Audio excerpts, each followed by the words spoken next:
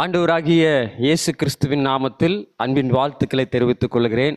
இயேசு கிறிஸ்து சிலுவையில் பேசின 5வது வார்த்தை தாகமாய் இருக்கிறேன் என்று சொன்னார். யோவான் 19வது அதிகாரம் 28வது வசனத்தில், அதன் பின்பு எல்லாம் முடிந்தது என்று இயேசு அறிந்து வேத வாக்கியம் நிறைவேறத்தக்கதாக தாகமாய் இருக்கிறேன் என்றார்.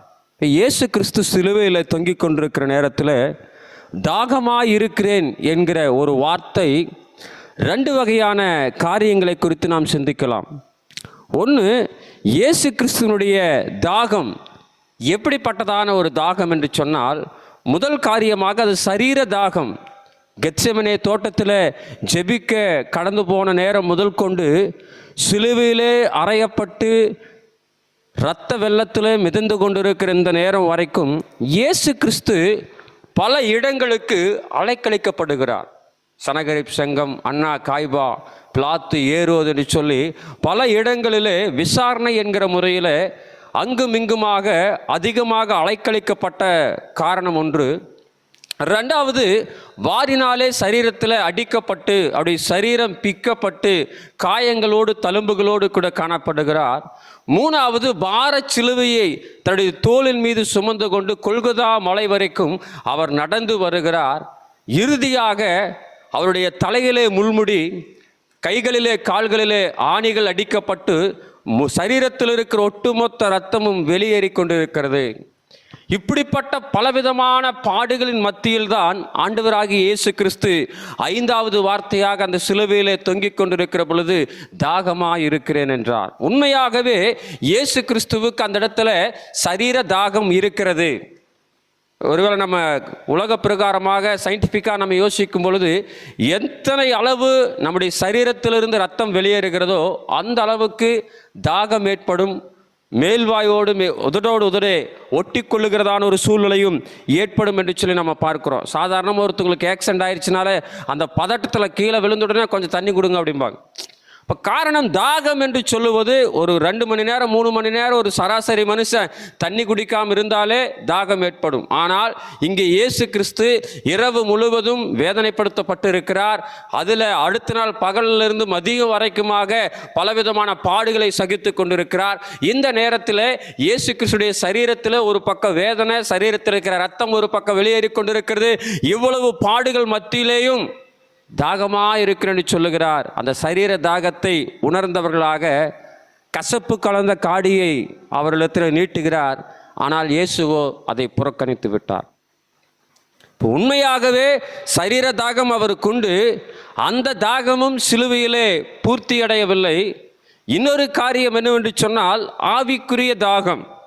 இந்த ஆவிக்குரிய தாகம் எதை நாம் சொல்லலாம் என்று சொன்னால், அங்கே இருக்கிறதான திரள் கூட்ட ஜனங்களை ஆண்டவர் பார்க்கிறார். தன்னை நிந்தித்தவங்களை பார்க்கிறார். தன்னை அவமானப்படுத்தினவர்கள், தன்னை அடித்தவர்கள், தன்னை வேதனைப்படுத்தினவர்கள், பரியாசம் பண்ணுகிறவர்கள் எல்லாரையும் பார்த்து, உங்களுக்காகத்தான் அந்த பாடுகளை நான் ஏற்றிருக்கிறேன், உங்களுக்காகத்தான் இந்த வேதனைகளை நான் அனுபவித்து கொண்டிருக்கிறேன், உங்களுக்காகத்தான் இத்தனை இரத்தத்தை நான் சிந்தி கொண்டிருக்கிறேன், நீங்கள் யாவரும் ரட்சிக்கப்பட வேண்டும் என்பதே என்னுடைய தாகம் என்று சொல்லுகிறார். தாகம் என்கிற வார்த்தையுடைய பொருள் பார்க்கும் பொழுது வாஞ்சை என்று சொல்லலாம். அப்ப இயேசு கிறிஸ்துனுடைய வாஞ்சை சிலுவை பாடுகள் மத்தியில் என்னவென்று சொன்னால், உலகம் முழுவதும் ரட்சிக்கப்பட வேண்டும் என்பது ஆண்டவருடைய வாஞ்சையாய் இருக்கிறது. மானானது நீரோடைகளை வாஞ்சித்து கதறுகிறது போல, வறண்ட நிலம் தண்ணீருக்காக ஏங்குகிறது போல, இயேசு கிறிஸ்துனுடைய இருதயம் இங்கே, ஐயோ இந்த அழிந்து போய்கொண்டிருக்கிற இத்தனை ஜனங்களும் மனம் திரும்ப மாட்டார்களா? அவர்களுக்காகத்தான் எத்தனை பாடுகள், அவர்களுக்காகத்தான் எத்தனை வேதனைகள், இவைகளை விசுவாசித்து இதோ நான் கொடுக்கிற அந்த இலவசமான ரட்சிப்பை அடைய மாட்டார்களா என்கிறதான தாகத்தை கர்த்தர் வெளிப்படுத்துகிறார். உங்கள் மீது நான் தாகமாக இருக்கிறேன். உங்களுடைய ஆத்துமாக்கள் கெட்டு போகக்கூடாது என்பதற்காக நான் தாகமாக இருக்கிறேன். நீங்கள் அழிந்து போகக்கூடாது என்பதற்காக தாகமாக இருக்கிறேன்.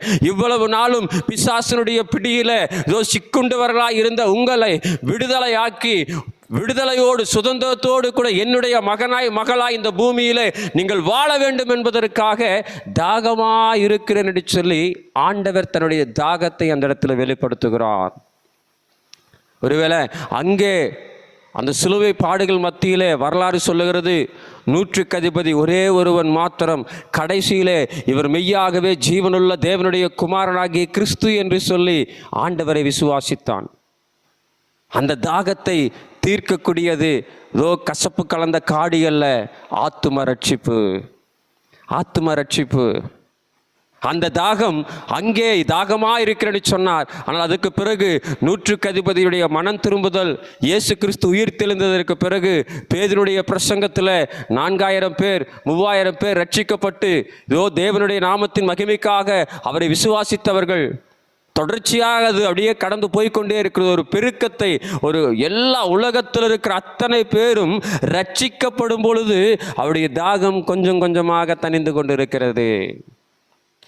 இன்றைக்கு இந்த சிலுவை தியான கூட்டத்தில் இயேசு கிறிஸ்து அத்தனை பாடுகள் பட்டார், தாகமாக இருக்கேன்னு சொன்னார். ஒரு பக்கம் சரீர தாகம், இன்னொரு பக்கம் ஆத்தும தாகம். இன்றைக்கு நீங்களும் நானும் அவரை பின்பற்றுகிறவர்களாக இருக்கிறவர்கள் ஆண்டவருடைய அந்த தாகத்தை நிறைவாக்குகிறவர்களாக இருக்க வேண்டும். அப்ப இயேசு கிறிஸ்துனுடைய தியாகத்தை, அந்த தாகத்தை நாம் எப்படி நிறைவேற்ற முடியும்? நமக்காக தியாகம் செய்தார், தன்னுடைய உயிரையே தியாகம் செய்துவிட்டு நான் தாகமாக இருக்கிறேன் என்றார். அப்போ அதை எப்படி நாம் நிறைவேற்ற முடியும் என்று சொன்னால், 3 வகையான காரியங்களை நம்முடைய வாழ்க்கையில் நாம் செய்யும் பொழுது அவருடைய தாகத்தை நீங்களும் நானும் தணிக்கிறவர்களாக இருக்கலாம். ஒன்று, ஆண்டவர் சொல்லுகிறார், இதோ தேசத்திற்காக திறப்பில் நின்று ஜெபிக்கிற ஒருவனை தேடினேன், ஒருவனையும் காணோம். அழிந்து போகிற ஜனங்களை குறித்த பாரத்தோடு கூட ஜெபிக்கிற ஆத்துமாக்களை கர்த்தர் எதிர்பார்க்கிறார். தேசத்தின் எழுப்புதலுக்காக, திருச்சபையின் எழுப்புதலுக்காக, தேசத்தில் அழிந்து கொண்டிருக்கிற ஜனங்கள் மீட்கப்படுவதற்காக, வேதனையோடு கண்ணீரோடு கூட தவித்து கொண்டிருக்கிற ஜனங்கள் விடுதலையை பெறுவதற்காக திறப்பிலே நின்று ஜெபிக்கக்கூடிய ஊழியக்காரர்களை, விசுவாசிகளை கர்த்தர் எதிர்பார்க்கிறார். ஆனால் இன்றைக்கு நிறைய நேரங்களில் அதை நீங்களும் நானும் செய்வதில்லை. அவருக்கு கசப்பு கலந்த காடியை கொண்டு போய் கொடுப்பது போல அவருடைய தாகத்தை தீர்க்கக்கூடிய அளவுக்கு இன்றைக்கு திருச்சபையும் இல்லை, ஊழியக்காரரும் இல்லை, விசுவாசிகளும் இல்லை.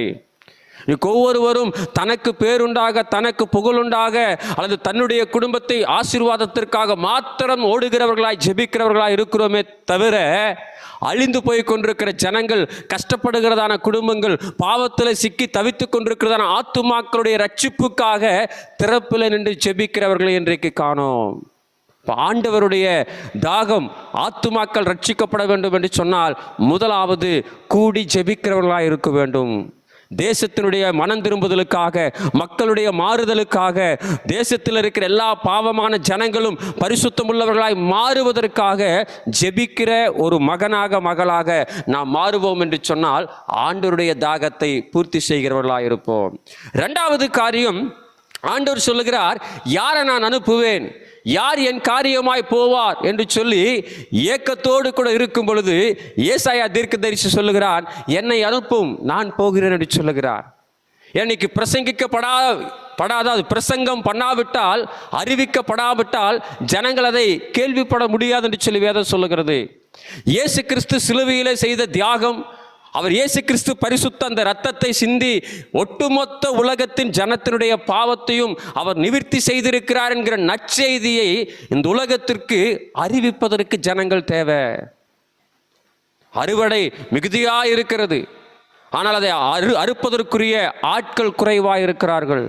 இன்னைக்கு பாவம் பெருகி கொண்டிருக்கிறது.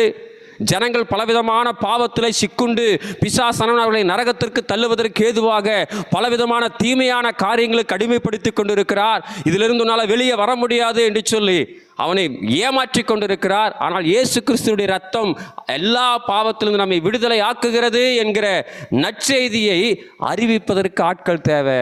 ஏசாயா சொல்ற, ஆண்டவரே என்னை அனுப்பும், நான் போகிறேன், என்னை அனுப்பும், நான் போகிறேன். இன்றைக்கு 2வதாக இயேசுவின் தாகத்தை நீங்களும் நானும் தீர்க்க வேண்டும் என்று சொன்னால் சுவிசேஷத்தை சொல்லுவதற்கு கடந்து போகிறவர்களாக இருக்க வேண்டும். அழிந்து போய் கொண்டிருக்கிற ஜனங்களுக்கு நல்வழியை காட்டுவதற்காக, மோட்சத்திற்கு வருவதற்குரிய வழியை காட்டுவதற்காக இலவசமாய், எந்த விதமான பரிகாரமும் இல்லாமல் இலவசமாய் இயேசு கிறிஸ்து கொடுக்கிற அந்த பாவ மன்னிப்பின் நிச்சயத்தை பெற்றுக்கொள்கிற சத்தியத்தை சொல்லுவதற்கு ஆட்கள் தேவை. இயேசு கிறிஸ்து சொன்னார், நீங்கள் உலகமெங்கிலும் புறப்பட்டு போய் சர்வ சிருஷ்டிக்கும் சுவிசேஷத்தை பிரசங்கித்து, இதோ அவங்களுக்கு பிதா குமாரன் பரிசுத்தாவின் நாமத்திலே ஞானஸ்தானம் கொடுத்து, நான் உங்களுக்கு கற்றுக் கொடுத்த யாவையும் அவர்கள் கை கொள்ளும்படி அவர்களுக்கு போதனை பண்ணுங்கள் என்று சொன்னார். புறப்பட்டு போங்கள் என்றார். ஆனால் இன்னைக்கு சபை அதை செய்ய மறந்து விடுகிறோம். திருச்சபை விசுவாசிகள், ஊழியக்காரர்கள் அதை செய்ய மறந்து விடுகிறோம். உலகத்தில் சில பாடுகள் இருக்கிறது, உபத்திரவம் இருக்கிறது. ஆனாலும் அந்த உபத்திரவத்தின் மத்தியிலேயும் ஆண்டவர் நமக்காய் இலவசமாய் கொடுக்கிற மீட்பின் செய்தியை இந்த உலகத்திற்கு அறிவிக்க வேண்டிய ஒரு கடமையை கர்த்தர் நமக்கு கொடுத்திருக்கிறார். அப்போஸ்தலனாகிய பவுல் சொல்லுகிறார், சுவிசேஷம் அறிவிப்பது நம்மேல் விழுந்த கடமை. நான் சுவிசேஷத்தை பிரசங்கியாதிருந்தால் எனக்கு ஐயோ என்று சொல்லுகிறார். அப்ப ஆண்டவர் நமக்கு கொடுத்த மீட்பை யாராலும் ஒருவர் போய் மற்ற ஜனங்களுக்கு சொல்ல மாட்டார்களா என்கிற ஏக்கத்தோடு வாஞ்சியோடு கூட கர்த்தர் இருக்கிறார். இந்த 2 நாட்களில் இந்த வசனங்களை தியானித்துக் கொண்டிருக்கிற நாம் ஜெபித்தால் மாத்திரம் போதாது, புறப்பட்டு போய் அநேகருக்கு நற்செய்தியை சொல்லுகிறவர்களாய் காணப்பட வேண்டும். நற்செய்தி அறிவிக்கிறவர்களாய் காணப்பட வேண்டும். மூன்றாவது, இயேசு கிறிஸ்துனுடைய தாகம். என்ன தாகம் என்று சொன்னால், யாரையாகலும் அனுப்பணும்னு சொல்லி எதிர்பார்க்கிறார். ஜெபிக்கும்படியாக, புறப்பட்டு போய் சுவிசேஷத்தை சொல்லும்படியாக அவர் எதிர்பார்க்கிறார். மூணாவது, உலகத்தில் இருக்கிற அத்தனை ஆத்துமாக்களும் பரலோகத்திலே அவரோடு ஒன்றாக இருக்க வேண்டும் என்று சொல்லி வாஞ்சியாக இருக்கிறார். இயேசு கிறிஸ்துவுக்கு நான் போகிறேன், நான் போய் உங்களுக்காக ஒரு ஸ்தலத்தை ஆயத்தம் பண்ணுகிறேன், நான் திரும்ப வந்து உங்களை அந்த இடத்திற்கு அழைத்து போவேன் என்று சொல்லுகிறார். அப்போ அவர் திரும்ப வரும் பொழுது அந்த பரலோக ராஜ்யத்திற்கு போவதற்கு இந்த ஒட்டுமொத்த உலகத்தின் ஜனங்களும் ஆயத்தமாக இருக்க வேண்டும் என்கிற தாகத்தோடு கூட கர்த்தர் காணப்படுகிறார். ஏன்னா அங்கே பசி இல்லை, அங்கே தாகம் இல்லை, அங்கே துன்பம் இல்லை, எந்த விதமான பாடுகளும் இல்லாமல் மகிமையில் இளைப்பாறுகிற ஸ்தலத்தில், சந்தோஷத்தோடு சமாதானத்தோடு கூட இருக்கக்கூடிய ஸ்தலத்தில் என்னுடைய பிள்ளைகளை கொண்டு போய் நான் விட வேண்டும் என்கிற தாகத்தோடு ஆண்டவர், இத்தனை பாடுகளை நான் உங்களுக்காக அனுபவித்து விட்டேன், நீங்கள் இதை விசுவாசித்தால் போதும், நீங்கள் என்னோடு கூட வந்து மோட்சத்தில் இளைப்பாறலாம் என்கிற தாகத்தோடு இருக்கிறார். இன்னைக்கு சபையினுடைய ஊழியக்காரனுடைய மூணாவது கடமை, ஜெபித்தால் போதாது, சுவிசேஷத்தை அறிவித்தால் போதாது, இதோ நித்தியம் பரலோக ராஜ்யம் என்று ஒன்று உண்டு. அங்கே யார் வந்து பிரவேசிக்க முடியும், அங்கே போவதற்குரிய தகுதிகள் என்ன என்கிற காரியத்தை உலகிற்கு எடுத்து சொல்லுகிறவர்களாக இருக்க வேண்டும். அதான் சொல்கிறேன், நான் உங்களுக்கு கற்றுக் கொடுத்து யாவையும் அவர்கள் கை கொள்ளும்படி அவர்களுக்கு போதனை பண்ணுங்கள். யார் ஒருவர் கர்த்தருடைய வார்த்தையின்படியாக வாழுகிறார்களோ அவர்கள் மாத்திரமே தேவராஜ்யத்தில் பிரவேசிக்க முடியும். ஒழிய ஆண்டவரே ஆண்டவரே என்று சொல்லி கர்த்தரை அழைக்கிற பிள்ளைகள் பிரவேசிக்க முடியாது. இப்போ கற்றுக் கொடுக்க வேண்டும். சபைகளில் இன்னைக்கு ப்ராஸ்பரிட்டி தியாலஜி ரொம்ப அதிகமாக பெருகி கொண்டிருக்கு. செழுமையின் உபதேசம், ஆண்டவனை உயர்த்துவார், ஆசீர்வதிப்பார், மேன்மைப்படுத்துவார், எல்லாம் உண்மைதான். ஆனால் எப்பொழுது உயர்த்துவார், எப்பொழுது ஆசீர்வதிப்பார், எப்போ மேன்மைப்படுத்துவார்? நம்முடைய குணங்கள் மாற வேண்டும். கிறிஸ்துவுக்குள்ளாய் இருக்கிற பிள்ளைகளுடைய வாழ்க்கை ஒரு புது சிருஷ்டியாக இருக்க வேண்டும். தேவனுடைய ரூபமான, தேவனுக்கொத்த அந்த சாயலை தரித்து கொண்டவர்களாக இருக்க வேண்டும். இயேசு கிறிஸ்துவானுடைய குணாதிசயங்களை நம்முடைய வாழ்க்கையில் கொண்டவர்களாய் நாம் இருக்க வேண்டும். ஆனால் இன்றைக்கு கேரக்டர் சேஞ்சஸ் கொடுக்கிற முக்கியத்துவத்தை விட உலக பிரகாரமான ஆசீர்வாதங்களுக்கு மாத்திரமே சபை முக்கியத்துவம் கொடுத்து கொண்டு இருக்கிறது. ஒரு கிறிஸ்துவ மகனாக இருக்கிறார், கிறிஸ்துவ மகளாக இருக்கிறாங்க, ஆனால் அவங்களுடைய குணங்கள் இன்னும் மாறவில்லை. இன்னும் அதே கோபம், இன்னும் அதே பகை, இன்னும் அதே வைராக்கியம், இன்னும் அதே சண்டை, அதே பிரிவினையின் ஆவி, அதே விபச்சார வேசித்தான இச்சையின் ஆவி, இன்னும் அப்படியே தான் இருக்கிறாங்க. ஆனால் ஆலயத்துக்கு வருகிறோம், ஜெபிக்கிறோம், ஆராதிக்கிறோம், பிரசங்கிக்கிறோம், பிரயோஜனம் இல்லை. ஆண்டவருடைய எதிர்பார்ப்பு கிறிஸ்துவனுடைய சாயலை இந்த பூமியில தரித்து கொண்டவர்களாய் நாம் மாறி பரலோகத்திற்குள்ளாய் பிரவேசிக்க வேண்டும். அப்போ அதற்கு சொல்லப்பட வேண்டிய சத்தியங்களை, குணங்களை மாற்றக்கூடிய சத்தியங்களை திருச்சபைகளிலே போதிக்கிறவர்களாக இருக்க வேண்டும். வரங்கள் முக்கியம், ஆனால் வரங்கள் எல்லாவற்றை பார்க்கலும் அன்பு மிக மிக மேன்மையானது.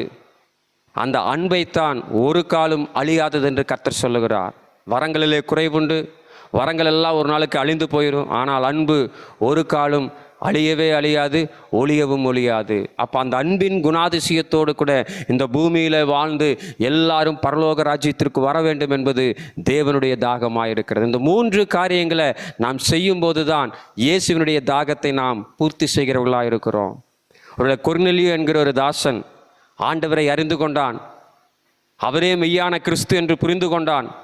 தான் பெற்ற தெய்வத்தை தான் அனுபவித்த ரட்சிப்பை, தான் அறிந்து கொண்ட இயேசு கிறிஸ்துவை தன்னுடைய குடும்பம், தன்னுடைய சொந்த பந்தங்கள், தன்னுடைய நண்பர்கள் யாவரும் அறிந்து கொள்ள வேண்டும் என்று சொல்லி எல்லாரையும் தன்னுடைய வீட்டிற்கு அழைத்து அத்தனை பேரையும் ஒன்று கூட்டி அவர்களுக்கு சுவிசேஷத்தை பிரசங்கிப்பதற்குரிய ஆயத்தங்களை செய்து கொடுக்கிறார்.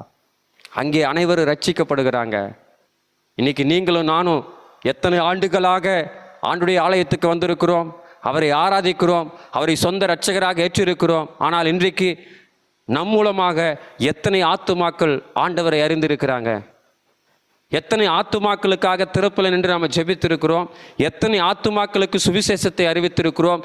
எத்தனை ஆத்துமாக்களை கிறிஸ்துவின் குணாதிசயங்களோடு வாழ வேண்டும் என்று சொல்லி அவங்களுக்கு நாம் கற்றுக் கொடுத்திருக்கிறோம்? யோசித்து பாருங்க. கொர்நேலியுக்குள்ள இருந்த தாகம், என் குடும்பம் முழுவதும் ரட்சிக்கப்படணும், என் சொந்த பந்தங்கள் முழுவதும் ரட்சிக்கப்படணும், என் நண்பர்கள் முழுவதும் ரட்சிக்கப்படணும். சமாரியா ஸ்திரீ இவர் மேசியா என்று அறிந்தவுடனே வேகமாக ஓடிப்போய் தான் வசிக்கிற அந்த சமாரியா பட்டணம் எங்கிலும் நான் மேசியாவை கண்டேன் என்று சொல்லி ஆண்டவரை குறித்து அறிவிக்கிறார். அந்த தேசம் முழுவதுமாக, அந்த இடம் முழுவதுமாய் ரட்சிக்கப்பட்டாங்க. இன்றைக்கு நாம் அப்படி யோசிக்கிறோமா? நான் அறிந்து கொண்ட தெய்வம், நான் எனக்காய் தன்னுடைய ஜீவனையே கொடுத்த என் மீட்பராகிய கிறிஸ்துவை குறித்த நற்செய்தியை என் கிராமம் முழுவதும், என் குடும்பம் முழுவதும், என் பட்டணம் முழுவதும், என் தேசம் முழுவதும் அறிந்து கொள்ள வேண்டும் என்கிற தாகம் நமக்குள்ளாக இருக்கிறதா? கொர்நேலியுவுக்கு அந்த தாகம் இருந்தது. ஆண்டவர் அதை நிறைவேற்றினார். கொர்நேலியு மூலமாக ஒரு சில கூட்ட ஜனங்கள் ரட்சிக்கப்பட்டு தேவனுக்கு சொந்தமானாங்க. சமாரிய ஸ்திரிக்கு அந்த தாகம் இருந்தது. ஒரு சில ஆத்துமாக்கள் ரட்சிக்கப்பட்டு தேவ சமூகத்துக்கு கடந்து போனாங்க. இதை கேட்டுக்கொண்டிருக்கிற அன்பான கர்த்தருடைய பிள்ளைகளை, இயேசு கிறிஸ்துவுக்குள்ளாக இருந்த அந்த ஆத்தும தாகம் அவருடைய மகனாக மகளாக ஊழியனாக இருக்கிற நமக்குள்ளாக இருக்கிறதா? அந்த தாகத்திற்காக நாம் என்ன செய்து கொண்டு இருக்கிறோம்? ஜெபிக்கிறவர்களாக இருக்கிறோமா? சுவிசேஷத்தை பிரசங்கிக்க கடந்து போகிறவர்களாக இருக்கிறோமா? பரலோக ராஜ்யத்துக்கு நேராய் சத்தியத்திலே வழிநடத்தக்கூடியவர்களாக இருக்கிறோமா? அப்படி இல்லாதிருப்போம் என்று சொன்னால் நாம் அவருடைய தாகத்தை தீர்க்கிறவர்களாக அல்ல, திரும்பவும் அவரை வேதனைப்படுத்துகிறவர்களாகத்தான் நாம் இருக்கிறோம் என்று அர்த்தம்.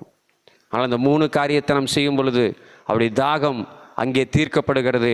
பரலோகத்தில் ஒரு மிகுந்த சந்தோஷம் உண்டாகிறது. ஆகவே இந்த 5வது வார்த்தையின் மூலமாக ஆண்டவருடைய தாகம் நமக்குள்ளாகவும் இருக்க வேண்டும். அதே சமயம் ஆண்டவருடைய தாகத்தை தீர்ப்பதற்குரிய உலகத்தினுடைய ரட்சிப்புக்காய் ஜெபிக்கிறவர்களாகவும், உலகத்திலே சுவிசேஷத்தை பிரசங்கிக்க கடந்து போகிறவர்களாகவும், ஆண்டவரை அறிந்து கொண்ட ஜனங்களை நித்தியத்திற்கு போவதற்கு ஏதுவான சத்தியங்களை போதித்து நடத்துகிறவர்களாகவும் நாம் இருப்போம் என்று சொன்னால் நிச்சயமாக இந்த தேசம் முழுவதும் கர்த்தருக்கு சொந்தமாகும். ஆண்டவருடைய தாகம் தீர்க்கப்படும்.